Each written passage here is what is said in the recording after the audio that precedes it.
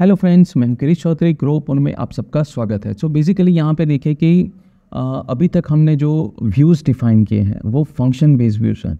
जो अभी के जो जेंगो जो वर्जन्स है 4.2 या पहले भी अपडेट हुए थे, पर बेसिकली अब क्लास बेस्ड व्यूज़ ज़्यादा इम्प्लीमेंट हो रहे हैं। क्लास बेस्ड व्यू में काफ़ी सारे बेनिफिट्स भी हैं, ठीक है। शुरुआत में इतना हार्ड नहीं है, बाद में भी एक्चुअली हार्ड नहीं है अगर आप प्रॉपरली स्टेप बाय स्टेप सीखते हो।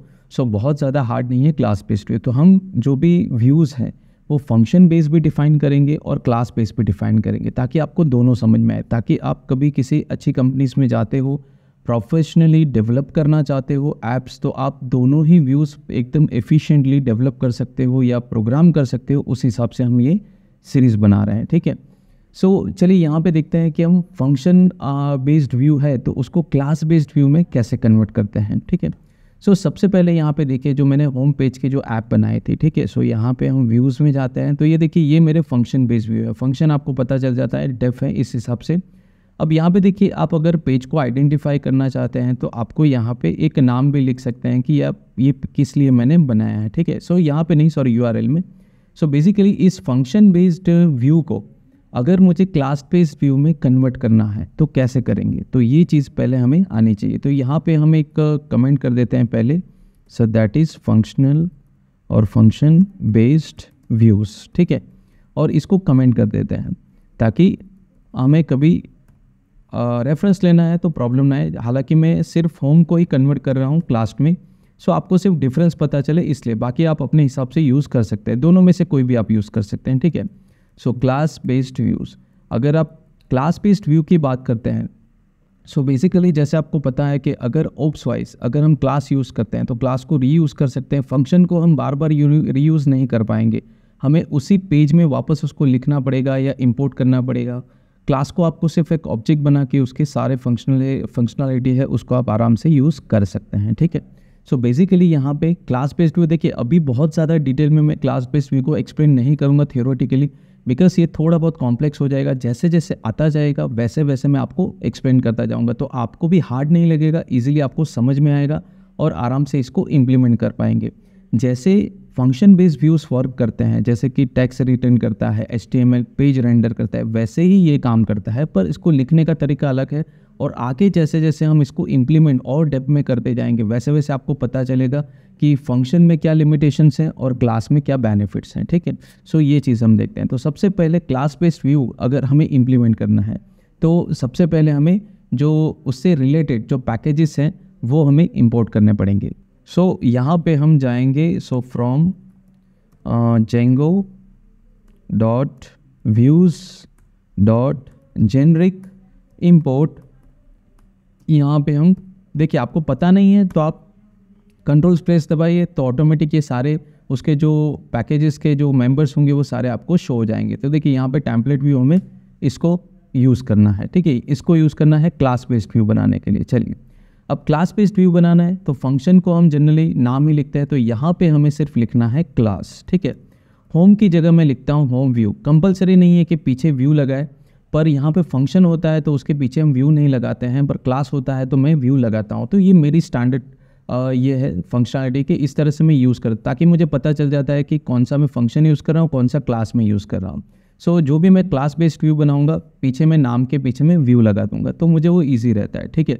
सो अभी यहाँ पे हमने जो इंपोर्ट किया है उसको सिर्फ यहाँ पे हमें कॉल करना है, दैट टेम्पलेट व्यू, जो भी हमने यहाँ पे ये इंपोर्ट किया है, ठीक है। बस अब यहाँ पे पेज के लिए रेंडर नहीं करना है, हमें बहुत सिंपली लिखना है टेम्पलेट नेम। देखिए ये अपने आप आ जाएगा, और टेम्पलेट नेम में आपको सिर्फ पेज का नाम लिखना है। तो यहाँ पे मैं लिखता हूँ home.html। देखिए बहुत ज़्यादा मुश्किल नहीं है, आप अगर दोनों को कंपेयर करोगे तो ये देखिए यहाँ पे मैंने रेंडर रिक्वेस्ट बहुत कुछ लिखा है, यहाँ पे सिर्फ इतना ही लिखना है मुझे। और भी कई तरीके हैं पर वो कॉम्प्लिकेटेड है और पुराने वर्जन के, हम ये नए वर्जन का सीख रहे हैं, ठीक है। सो ये थोड़ा ईजी है। अब चलिए इसी को हम कॉपी कर लेते हैं होम व्यू को, और रजिस्टर के लिए भी वही चीज़ करते हैं, सेम पेस्ट, और यहाँ पे लॉगिन के लिए भी सेम पेस्ट करते हैं। तो यहाँ पे मैं उसको चेंज कर देता हूँ, यहाँ पे रजिस्टर, नाम कुछ भी दे सकते हैं आप क्लास का, उसका कोई इम्पोर्टेंट नहीं है। और यहाँ पे हम पेज देते हैं register.html, ओके। यहाँ पे सेम हियर लॉगिन, और यहाँ पे हम देते हैं that is template name login.html। सो ये हमारे क्लास बेस्ड व्यू तैयार हो गया। अब इसको डेफिनेटली यूआरएल में भी इससे रिलेटेड कुछ चेंज करना पड़ेगा। तो यहाँ पे जो ऐप के यूआरएल्स हैं उसी फाइल में आप जाइए। इसको मैं कमेंट कर देता हूँ टेम्परेरी, पहले इसको मैं कॉपी कर लेता हूँ एंड कमेंट इट। अब यहाँ पे मुझे जो क्लास बेस्ड व्यू है उसे कैसे कॉल करना है तो ये हम देखते हैं। तो सबसे पहले यहाँ पे मुझे जो व्यू क्लास बेस्ड व्यू से उसे इंपोर्ट करना पड़ेगा। सो यहाँ पे आप direct home page dot views भी लिख सकते हैं या फिर ऊपर की तरफ माई एप्स डॉट होम पेज, क्योंकि माई एप्स में मैंने सारी ऐप्स रखी है तो वो भी लिख सकते हैं। तो दोनों में से कोई भी चलेगा, ठीक है। मैं थोड़ा स्टैंडर्ड वे में जो फॉलो करता हूँ वो मैं लिख देता हूँ, ठीक है। तो मैं थोड़ा प्रॉपर वे लिख रहा हूँ। सो यहाँ पे अब मुझे इंपोर्ट करना है सारे क्लास बेस्ड व्यू, जो भी चाहिए आप इंपोर्ट कर सकते हैं, ऐसे नहीं कि सारे करने हैं। अब मुझे पता नहीं कौन कौन से हैं, तो जैसे आप कंट्रोल स्पेस दबाइए तो देखिए आ जाएगा कि होम व्यू मुझे इंपोर्ट करना है क्योंकि वही मैं इंप्लीमेंट कर रहा हूँ। दूसरा मैं कर रहा हूँ रजिस्टर व्यू, तीसरा मैं कर रहा हूँ तो यहाँ पे आप देखिए लॉगिन व्यू। तो तीनों इस तरह से आपको याद रखने की ज़रूरत नहीं होती है, ठीक है। अब यहाँ पे जब मुझे इंपोर्ट करना है तो यहाँ पे मुझे क्या लिखना है, जो ऊपर का होम व्यू है और डॉट, तो यहाँ पे देखिए एज व्यू, तो ये आपको कॉल करना है, ठीक है। अब आपको कौन सा पेज बनाना है आपको याद नहीं है, मतलब आपको थोड़ा डिस्क्रिप्शन देना है तो आप इस तरह से भी लिख सकते हैं। कंपलसरी नहीं है कि ये लिखना है। तो यहाँ पे मैं लिख देता हूँ ई कॉमर्स होम पेज, सिर्फ डिस्क्रिप्शन है, ये कहीं पे नहीं दिखेगा। जस्ट कोई यहाँ पे चेंजेस करना आएगा तो पता चलेगा कि ये क्या है, उसकी वजह से, ठीक है, और कुछ नहीं है। सेम यहाँ पे मैं रजिस्टर व्यू को ट्राई करता हूँ, the register view dot as. So यहाँ पे देखिए व्यू, सो इसको भी हम नेमिंग कन्वेंशन दे देते हैं, नेम, सो यूज़र रजिस्ट्रेशन, ठीक है। सो ये एक आ गया। अब यहाँ पे देखिए नेम लिखना कंपलसरी नहीं है, अभी भी मैं बता रहा हूँ, login view dot as, so यहाँ पे व्यू, सो यहाँ पे, ठीक है, और name so is equal to user और लॉगिन, ठीक है। यही चीज़ आप यहाँ पे भी कर सकते हैं, ठीक है। अगर यहाँ पे मुझे नाम लिखना है, मतलब पेज का कुछ शॉर्ट डिस्क्रिप्शन देना है, तो आप यहाँ पे लिख सकते हैं कि that e commerce home page, सभी के लिए लिख सकते हैं। जिसको आपको कन्फ्यूज़न है तो उस पेज के लिए डिस्क्रिप्शन लिख सकते हैं। सो ये फंक्शनल बेस्ड यूआरएल में भी पॉसिबल है और क्लास बेस्ड यूआरएल में भी अवेलेबल है। सो यहाँ पे कमेंट कर देता हूँ मैं दैट फंक्शन बेस्ड यूआरएल्स और something function views based URLs. तो यहाँ पे एक और चीज़ यहाँ पे भी कमेंट में कर देता हूँ that class view based URLs. तो ये क्लास को हमने यूज़ किया है, ठीक है, यहाँ पे।